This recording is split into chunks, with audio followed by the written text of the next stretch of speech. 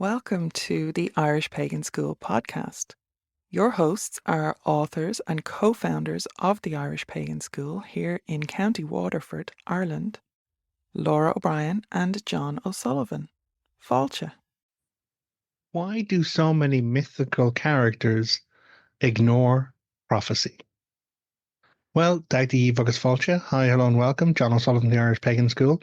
And this is a very interesting question, which warrants a bit of a breakdown and a bit of processing through, because though there might be a very simple and easy answer to give, the underlying frustrations behind the person who asked the question is worth taking the time to go that little bit deeper and to explore. So I actually have the question here. I'm going to read it out to honor the person's effort and energy in writing it. Why do characters in mythology pretty consistently and epically ignore what the prophet tells them to do? I'm a divination witch, and I find this to be true in real life as well. People ask a question about what they should do, and the cards practically fly out of my hand with sound practical advice. And they likewise ignore the counsel they have been given. I understand that much of the mythology is for future generations, like don't make hundreds of people die so you can have a larger herd. But that is too simplistic, and the ignored lessons of history scream at us to know better and do better. I would love to see you chat on that. Thanks.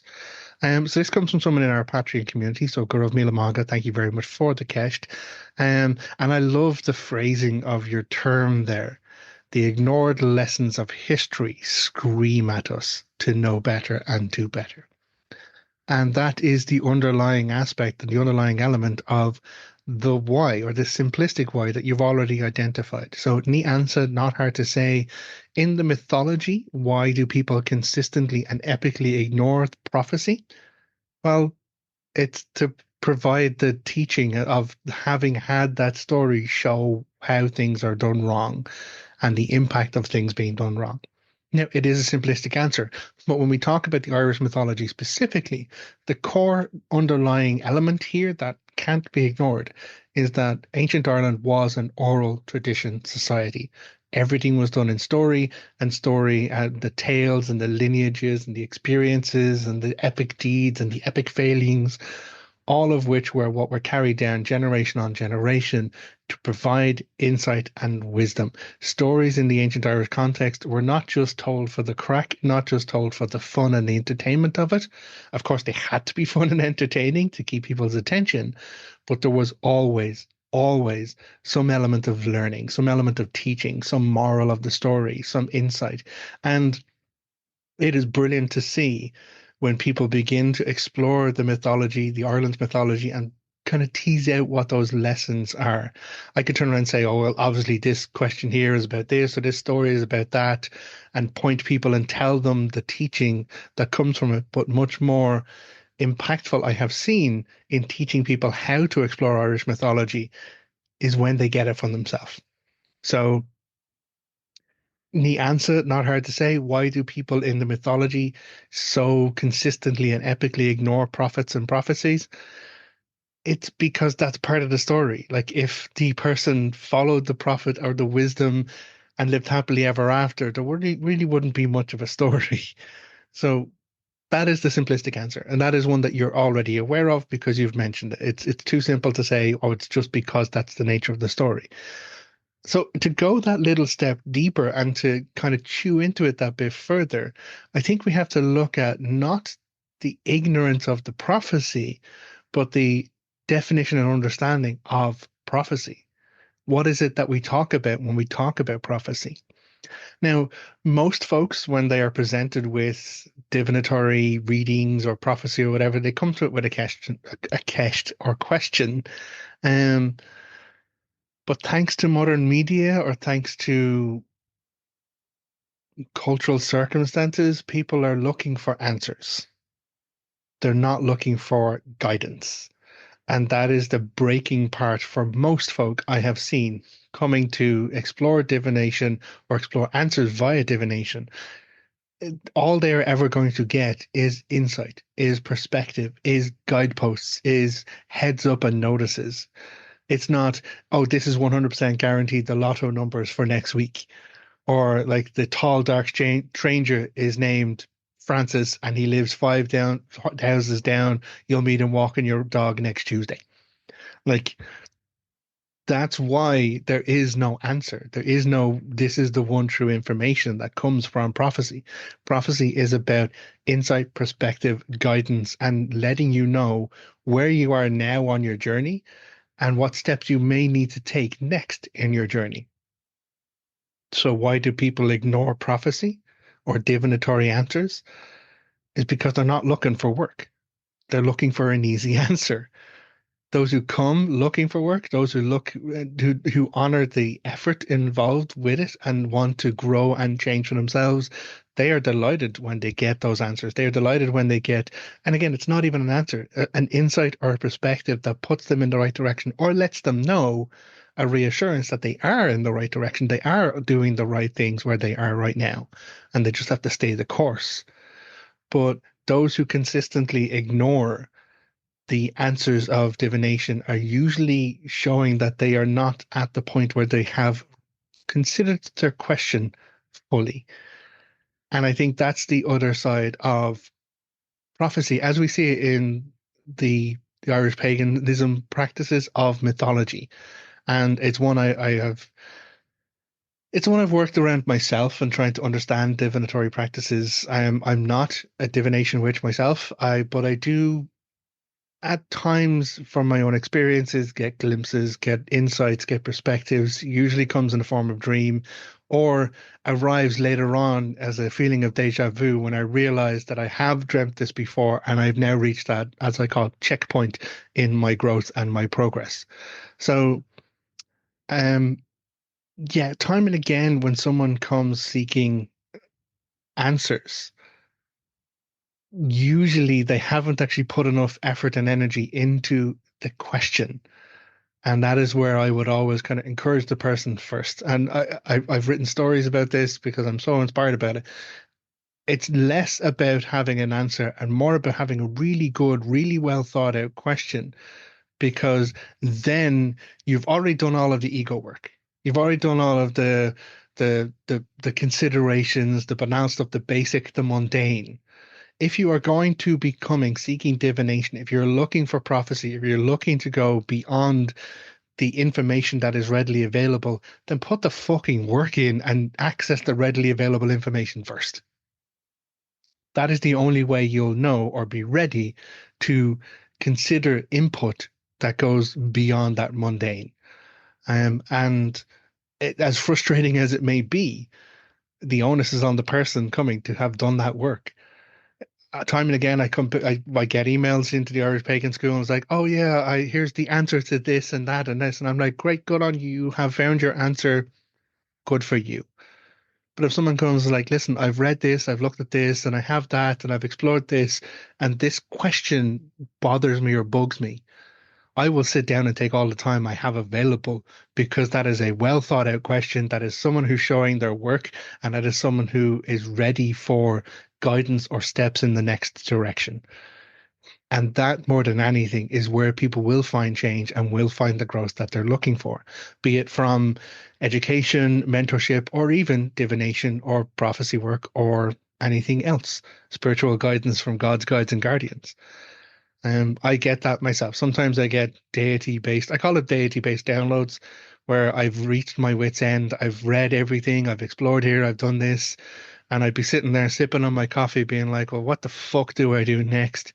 And then I would exhale, take a breath, and next thing you know, some part of either Imbos Varasna, some kind of connected bardness to greater knowledge, or in many cases, a poke from the Dagda, who is the god that I work for, being like, it's over there. Or you already know this, you just don't know it this life around, and you need to go and check your own real life archives. Um, but there are many ways to access information and access knowledge. And again, there are many, many stories in the Irish mythology where people don't. People go against prophecy, they rile against it because it makes for a better narrative. But this question put me wondering. It actually stimulated my bird's brain so much. And I was like, is there anyone who does follow prophecy, who does take the information, take the guidance that they gain and do something with it? proactively and productively. And I was wondering, I was like, well, you could say Lugh being born of prophecy, we get the Second Battle of Moytura, he's destined to kill Balor. Balor had gone against prophecy, tried to keep his daughter locked up so she wouldn't give birth to the grandchild or grandchildren who would kill him. Like, so that's examples of people going against prophecy. So in that instance, is Lugh going with prophecy, or is he just the fulfillment of a prophecy that has already been made manifest? No, it doesn't really fit. What we're looking for here is someone who seeks guidance, who seeks prophecy, who seeks insight, and then does something with it, then actually takes those steps. And it was on this morning's walk as I was out with my partner Laura walking around a local park beneath some really old, beautiful trees that my brain, like, I said this question to Laura. I was like, I'm still trying to chew this over, and deity-based download, shuffle step behind me, and the Dagda. And then the story arrived for me because, yes, the Dagda did seek insight. He sought prophecy. He sought knowledge outside of his ability to gain in a mundane manner. And that is in the precursor to the wind up to the battle of the Second Battle of Moytura. The Dagda leaves the meeting of the men and the goddess, where he has conversations with Nuada, Dean Hecht, Gwivnu, and a couple of other sages and druids, and they're trying to figure out, well, what's going to happen when the Fomorians invade. But they don't know where the Fomorians are going to invade. And it says he crosses Ireland to a house that he kept near Glen Etchin, near the River Unshin, and there he met with a woman. Red woman, red tresses, red robes. She's washing herself, standing either one foot either side of a ford. All of the imagery is there, all of the liminality is there, all of the otherworld power and presence is there. He comes to her, he watches her, they couple together on the ford. The ford is known as the bed of the couple thereafter. And then she tells him prophecy. She gives him the insight and the information that he cannot gain any other way, which is where the Fomorians are going to land in Ireland. And that woman was the Morrigan. So we have an instance here in the stories where our hero, protagonist, goes and seeks insight, divinatory wisdom. There's no other way he could have accessed this information. So he goes and seeks guidance from a prophetess, a prophet, goddess of prophecy, of prophecy. And he doesn't go against it. He doesn't, ignore it. He doesn't rile against it, but also he doesn't grab everyone to catch them when they first arrive with a snap invasion and murder them before they start. He does something that is very interesting in the story. He goes on his own. He casts off his kind of raiments as a chieftain and as a druid and everything else, and he dresses like a poor, humble farmer. And it says he goes to spy on them, but he goes to try and, in my reading of the story, talk them out of it. Try and not have a war. And what he finds in the camp of Indech is constant abuse and difficulty, all of which is trying to justify their invasion of Ireland and justify their war. So in this instance, the Dagda is following prophecy. And unfortunately, it's not a case of he follows prophecy and it's happy ever after. He follows prophecy, sure, but it turns into hard work. It turns into effort. It turns into abuse, if we read it that way. He is physically put upon to an entire trough of porridge that's been poured into a ditch in the ground. He's then like to reject that would be to cause insult. Insult would insult Indech. Indech is a Fomorian chieftain. Oh, I've justified the war. He then staggers out of the camp, absolutely distended and bloated from having eaten a huge amount of porridge. But it's not just comfortable, hearty porridge. It's also full of meat and offal and everything else. Like it's kind of gross. But he can't cause offense. He then meets Indech's daughter, a person who is not even given a name in the mythology. And she puts upon him to carry her on her back, on his back, and he's like trying to talk his way out of it, but she pretty much has been set here as the second trap. If he offends or harms Indech's daughter, Indech's war and invasion is justified. So he has the shit literally kicked out of him. She kicks him until he voids himself. Right there. And then she's like, well, clean yourself up if you have to carry me. So he's then forced to strip naked. clean himself off with the only shirt he has wearing, and then carry and be demeaned carrying this index daughter on his back around Ireland. And all the while she's putting like she's slighting him, she's slagging him, she's pretty much kicking him, and he's enduring it.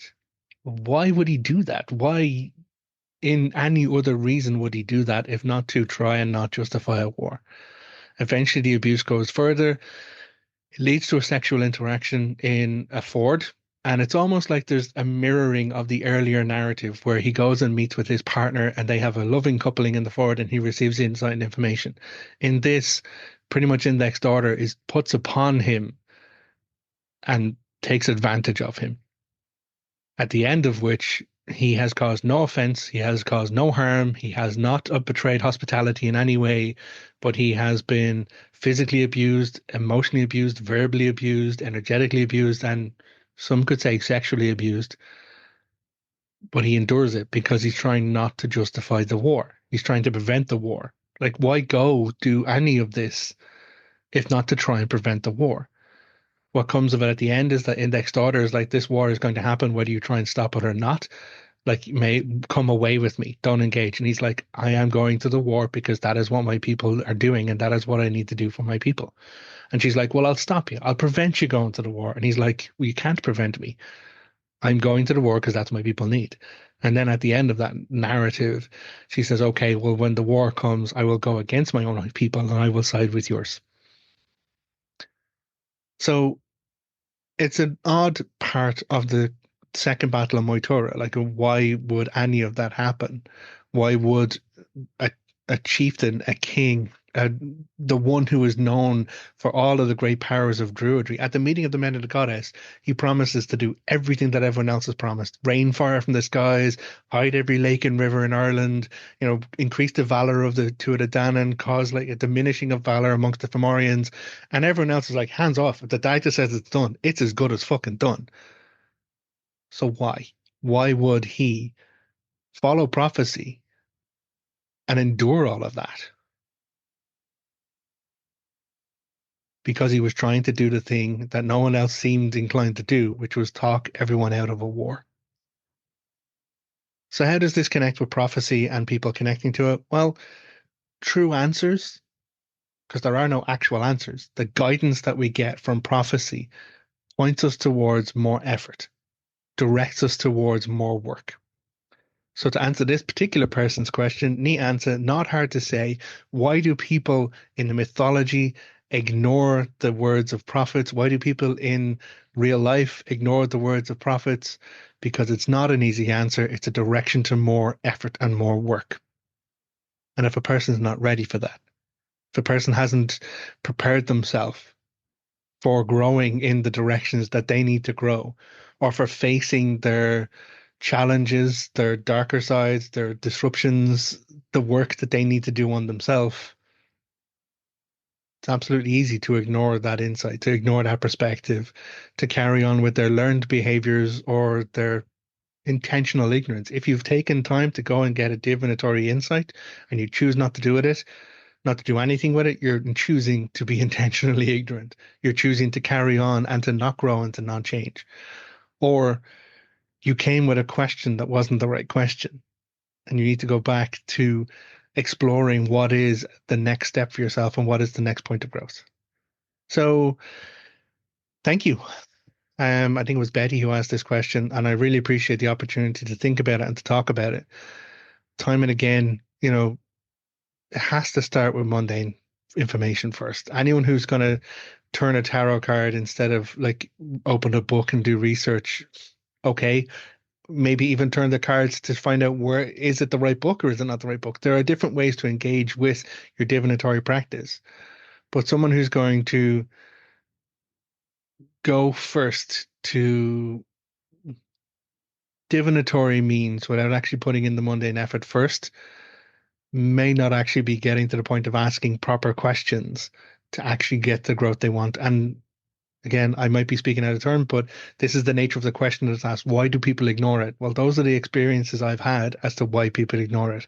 But I have seen time and again when people are ready, when people have put the effort in to get that right question, then the guidance that they get leads to a greater level of growth, a later, greater level of, in some cases, challenge, but it's always, almost always, a leveling up process for themselves, either in their personal life, their work lives, their commitment lives, their relations lives, whatever it is. So, yeah, there are no simple answers. The responses you get from divination for the most part are guideposts, indicators along the lines of where you go next. But in almost all of the cases, the effort and the onus is on the person asking the question to take on board the effort and do the work. So, yeah, here at the Irish Pagan School, you may have heard us say it multiple times, do the work. That is an element of doing the work. It is acknowledging the fact that there is no shortcut. There is no magic boop on the head and suddenly you're connected to the Irish of the world. There are experiences that happen. There are natural upsurging or swelling experiences that do happen organically for some people. But the only way you're going to build a consistent practice to grow in your spirituality, to engage in yourself and the next levels of your person, I was going to say personality, your personal process or personal connection to your spirituality is to do the reading, to take the learning, to figure out the ego stuff, and so that you can put it aside or integrate it healthily, whichever way you need to do it. So I feel like I've talked around this from a number of different angles. I do hope I've answered the question. There are people in the stories who do follow prophecy, but even then, the stories aren't about and they lived happily ever after. The stories are about, yep, they had the inside track, but they had to do the fucking work anyway. So thank you very much for the cast and the question. Really appreciate it. And we have a lot of free information at the Irish Pagan School. If a whole lot of free resources, go to irishpagan.school/free, pick up something there, watch another YouTube video. If you want to pick up on the podcast and hear my voice sharing insights and stories, etc. on the walk, that's available for you there too. And if you have a cast or a question, fire it in the comments. Who knows? I might be able to come around and provide some insight or perspective for that too. Until next time, look after yourself. Take care. Agus Slán. Goodbye. If you enjoyed this podcast, please leave us a positive review in your podcast listener. Then head over to irishpaganschool.com and enroll in one of our free or paid courses. Slán go fóill, and we will see you next time.